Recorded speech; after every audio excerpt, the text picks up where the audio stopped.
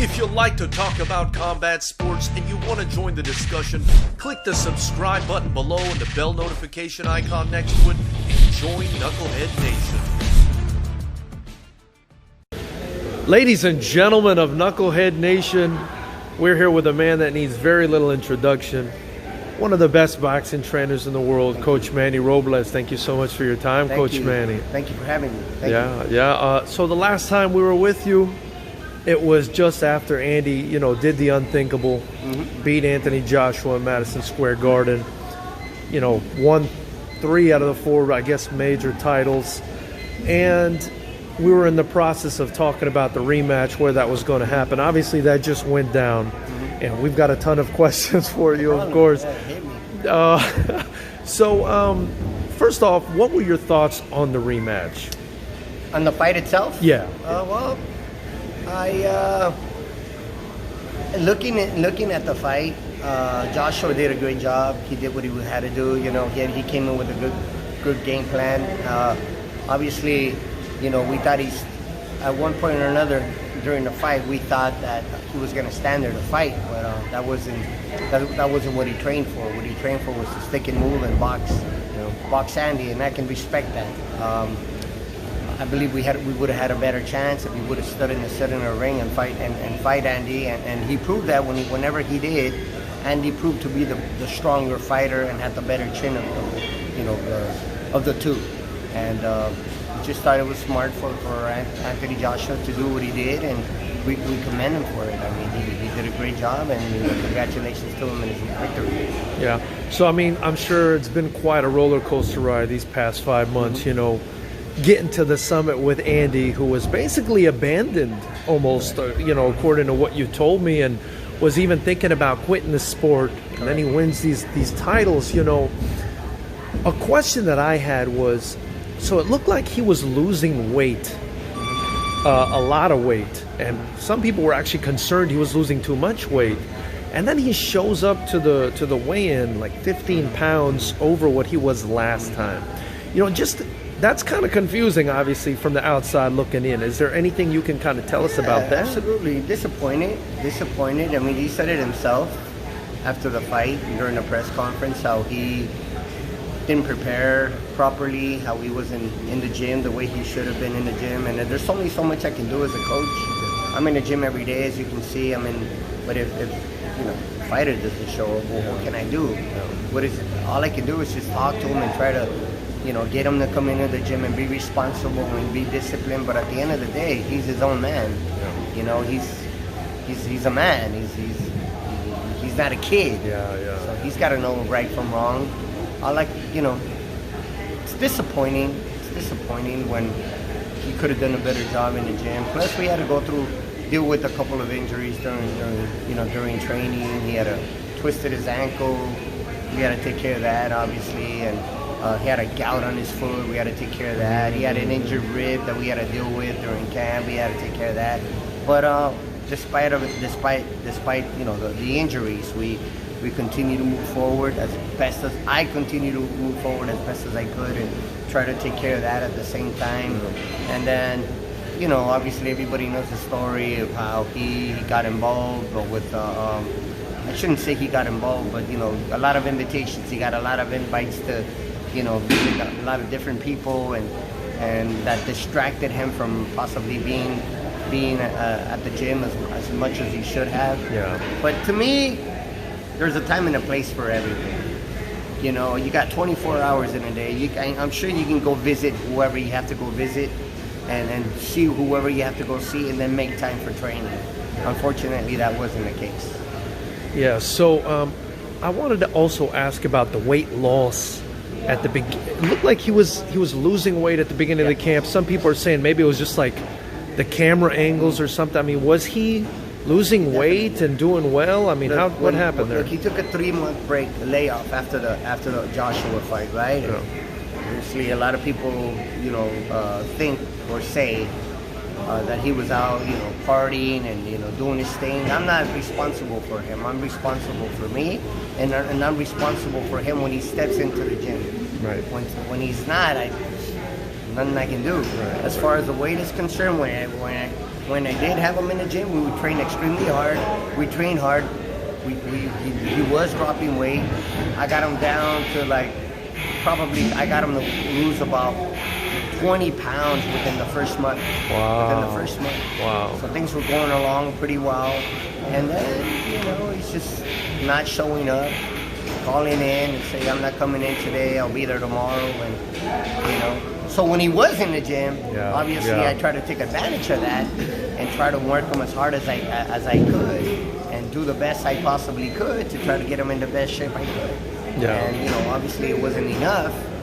And, but, you know, I mean, I hold myself responsible for my end. I hold myself accountable. And, but, you know, the fighters got to hold themselves accountable as well. And it's a team effort. In this, we win together, we lose together. Obviously, we got the defeat, and it wasn't what I hoped for. But, you know, under the circumstances, he did the best he could. Was the strategy to, you know, to kind of stand and bang with him? I mean, did you guys think Joshua was just going to stand there? You didn't think he was losing weight to sort of move around and run from Andy? Look, man, we had a great strategy. We were actually pretty convinced that Joshua was going to come out there and box and use his footwork and, you know, use his height and reach to keep him on the outside. And you know, we never thought that he would come out and box as much as he did. And at one point or another, we were going to try to make him fight, being the warrior that he is, but he stuck to the game plan, which is to box. Yeah. And that's it. And so I believe we had a great game plan, but there's only so much you can do when you're not 100%. You come in that heavy, and the plan is to cut off the ring and to be explosive and to, you know, wear them down. But how can you do that when you don't got, you know, you're too big, you don't got the legs, and you don't have that flexibility and mobility to go ahead and perform the way you're supposed to. What do you think would have been the ideal weight for Andy? 255. I would have been happy with 255. Dimitrenko, I believe he came in at 257, 258. So maybe right around there, 255 would have been perfect. Yeah. A little lighter would have been better than 250. But 255 would have been ideal if you ask me. But y'all know what happened. Yeah. Well, I mean, it's Wednesday, middle of the day. You're here grinding as usual. Absolutely.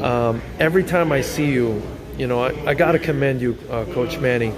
Every time I see you, you're so dedicated. You're so serious about this. You know, every time I see you, you're working 100% focused. I mean, it's to the point where when I walk in the gym, like, I don't even want to bother you because I feel like you're in your zone, you know? Yeah. That kind of dedication is I think, something to be treasured and appreciated. And then, you know, from the outside looking in, you know, I saw Andy Ruiz. I saw him come into that weigh-in 15 pounds overweight. It kind of, you know, for me, it kind of seemed a little bit disrespectful, you know. And then I saw him apologize to you at the post-fight press conference. I mean, has he told you anything since then to maybe reflect like changes that he wants to make, or has he done anything to show you that he's willing to maybe dedicate and match your level of dedication, if that's even possible? We talked about it after the fight. He's home now, and I really honestly haven't talked to him. I sent him a message the other day and check up on him and see how he was doing. I didn't get a response, not yet anyway. You know, what can I say? What can I tell you? I'm here every day, give my, like as you said, and if he's ready, let's go to work. You try to make fighters understand and say, look, when you're a world champion, like, hey, look, you're at this level, you're at this position, don't blow it. You got a great responsibility, but sometimes the fame and the fortune, you know, they could be overwhelming to a person. I've been there before, thank God I've been there before with other fighters, and that's what it helps me to be able to talk to them and communicate with them and try to get them to see right from wrong. And, you know, again, as I said, that isn't always the case, but I know where I'm at. You know, I'm here. I come back from a fight, win or lose, I'm right back in the gym the following day or the following week, whenever I can. And working with my fighters, because why? Because they also have dreams. Yeah. They also have goals. You know, this doesn't stop. It doesn't stop. It just keeps going. I'm here for me. I'm here for them and no one else. You know what I mean? It's just like when you come in this over here, everybody's easy. It's easy for people to critique and to talk bad about another person. They're not here. They are. I'm here. You know what I'm saying? So that's all that matters at the end of the day. And again, as I said, to help them achieve their goals and their dreams, and that's important to me. Whether you're making $1 million or making $100, to me, it's all the same. You know what I mean? To me, every fight, as I always tell my fighters, every fight is the biggest fight of your life. You know, I got my kids. You know, the other fighters that I work with, they got fights coming up. It's important to them. So what's important to them, it's important to me. He's such a talented guy. Yes, you know, it just, super talented. you know, from a promoter's perspective, you know, it kind of drove me crazy. I'm not going to lie to you, Manny, because I know what you're about. You know, I've only had limited interactions with you, but I can see what you're about. And then when I see talent like that, you know, it's part of the reason I got into promoting, is because I knew so many talented guys, and I thought I was a talented athlete myself. And I said, you know, I love sports. Let me get into this to make sure that these amazingly talented kids never get looked over, you know. And I see a guy with that kind of talent, that big, with that kind of hand speed, you know.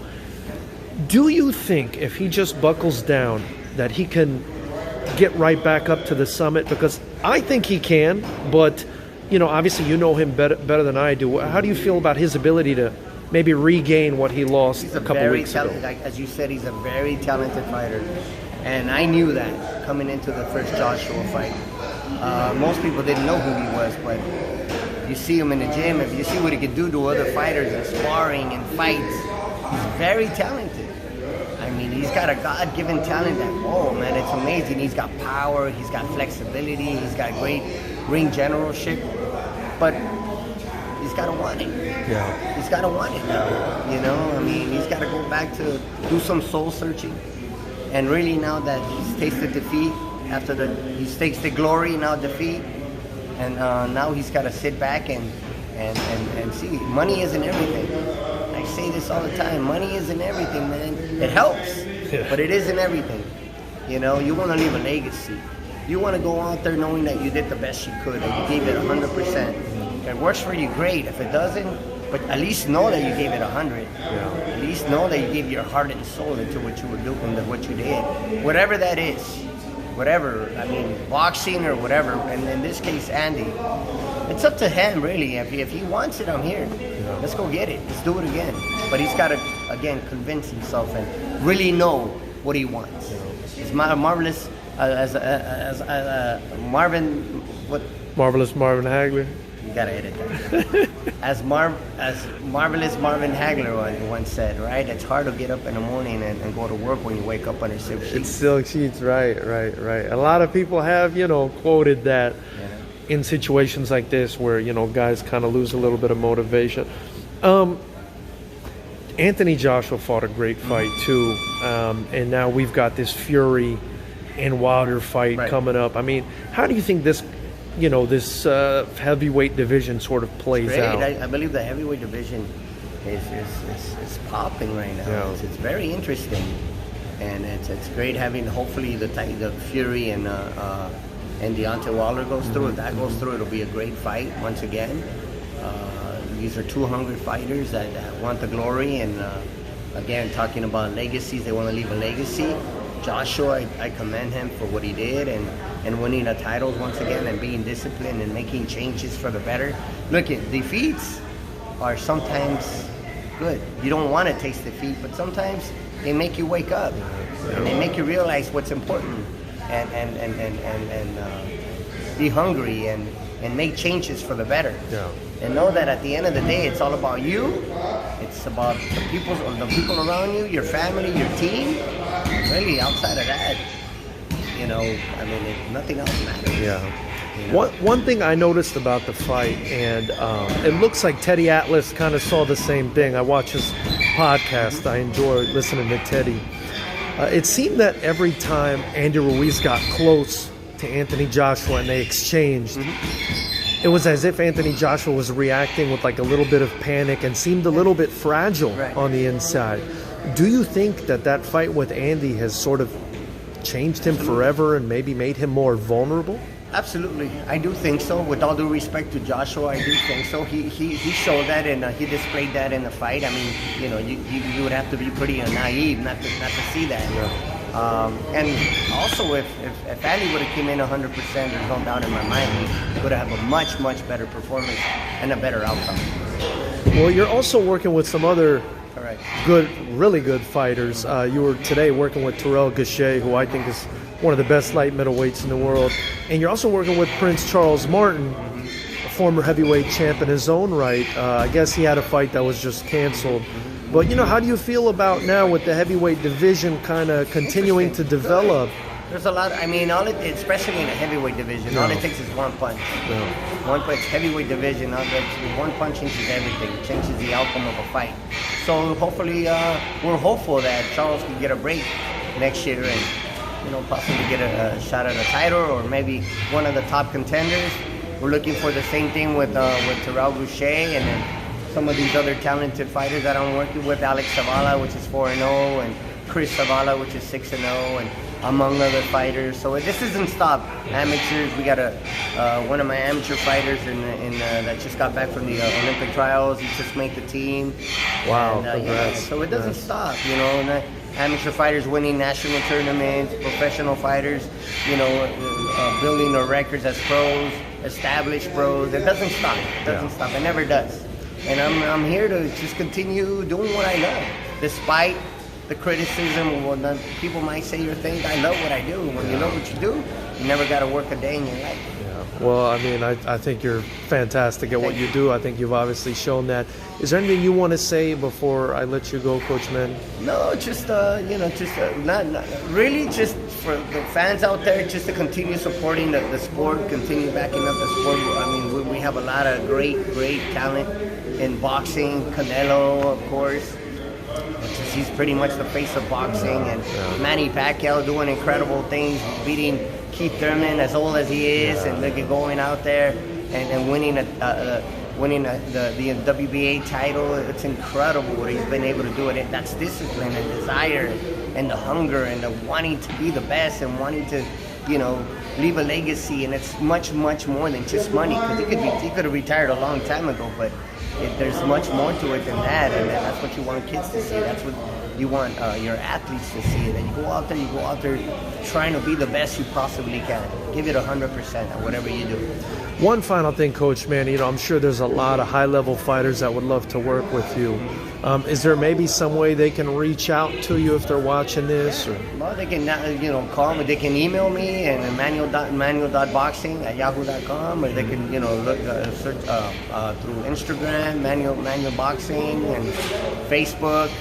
You know, that's it. Thank you so much, Coach Manny. It's a real honor. Thank you, sir.